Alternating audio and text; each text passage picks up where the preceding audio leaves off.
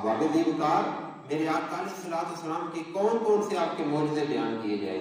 बेजान चीजों ने आपकी गवाही दी, जानदारों ने आपकी गवाही दी, चांद सूरज सितारों ने आपकी गवाही दी।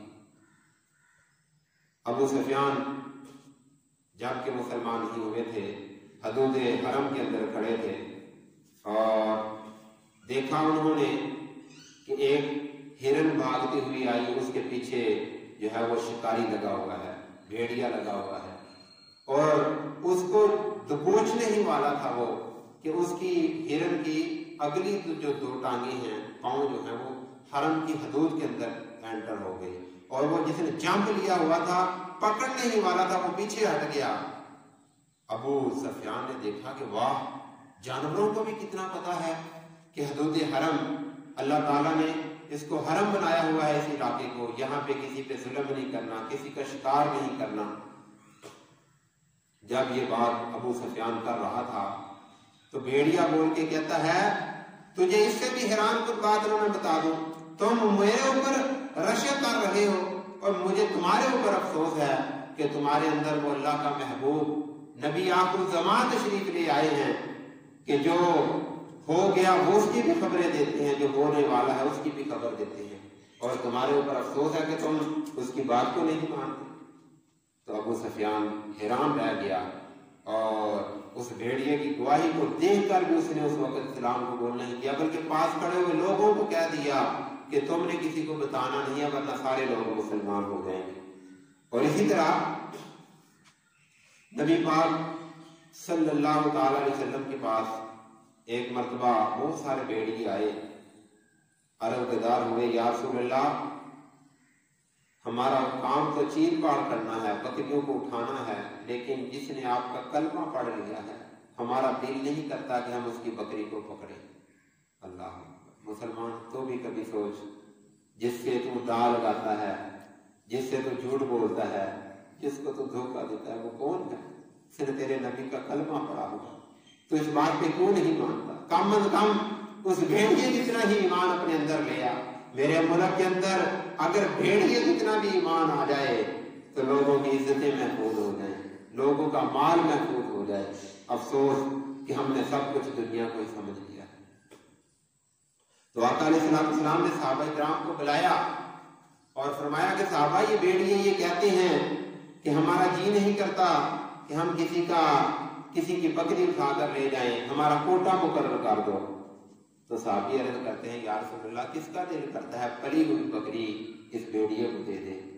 तो आका अलैहिस्सलाम ने फरमाया, साहबा जाओ, आज के बाद अपनी बकरियों की हिफाजत करना, और भेड़िए से कहा कि जाओ, जहां तुम्हारा दाल लगे लगा लेना, यानी कि तुम खा लेना, उठा लेना, बकरी तुम्हें पूछा नहीं जाएगा।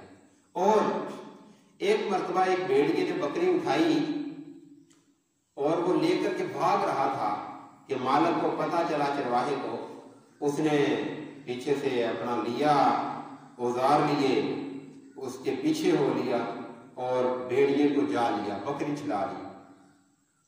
अब वो वापस पलटने ही वाला था कि भेड़िया जो है एक ऊंची चट्टान के ऊपर जाके बैठा और फसीहुल लिसान अरबी के अंदर इस तरह बात करने लगा जिस तरह के लोग बात करते हैं, और कहने लगा, तुझे पे अफसोस है कि तूने वो रिज़्क मुझसे छीन लिया जो अल्लाह ताला ने मुझे अता फरमाया था। वो बंदा हैरान हो गया कि भेड़िया जानवर बातें करने लगा। भेड़िया कहने लगा, तो मुझ पे अफसोस और हैरान हो रहा है कि भेड़िया बातें कर रहा है। ये जो वादी है, खजूरों वाला शहर है, इसके अंदर वो नबी मबूस हो चुका है कि जिसके आने पे जानवर तो जानवर रह गए, पत्थर भी बातें करते नजर आएंगे, पत्थर भी बोलना शुरू हो जाएंगे।